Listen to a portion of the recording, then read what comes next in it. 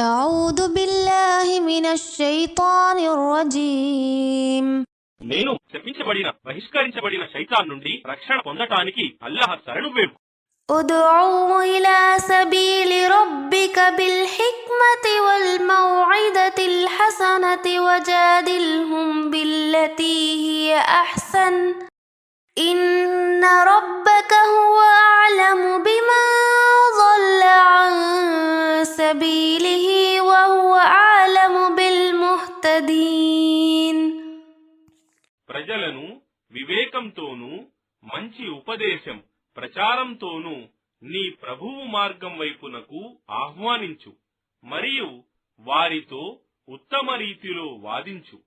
నిశ్చయంగా నీ ప్రభువుకు తన మార్గం నుండి భ్రష్టుడైన వాడెవడో తెలుసు మరియు మార్గదర్శకత్వం పొందిన వాడెవడో కూడా ఆయనకు బాగా తెలుసు.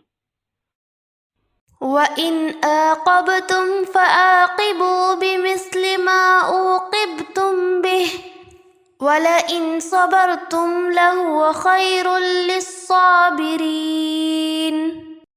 మరియు మీరు మీ ప్రత్యర్థులను శిక్షించదలుచుకుంటే మీకు జరిగిన దానికి అన్యాయానికి సమానమైన శిక్ష మాత్రమే ఇవ్వండి.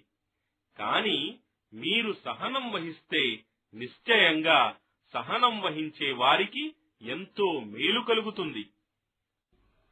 وَاصْبِرْ وَمَا صَبْرُكَ إِلَّا بِاللَّهِ وَلَا تَحْزَنْ عَلَيْهِمْ وَلَا تَكُ فِي ضَيْقٍ مِّمَّا يَمْكُرُونَ. ఓ ముహమ్మద్, నీవు సహనం వహించు మరియు నీకు సహనమిచ్చేవాడు కేవలం అల్లాహ్ మాత్రమే. మరియు వారిని గురించి దుఃఖపడకు మరియు వారు పన్నే కుట్రలకు నీవు వ్యాకుల పడకు. ఇన్నల్లాహ మఅల్లదీన ఇత్తఖౌ వల్లదీన హుమ్ ముహ్సినూన్.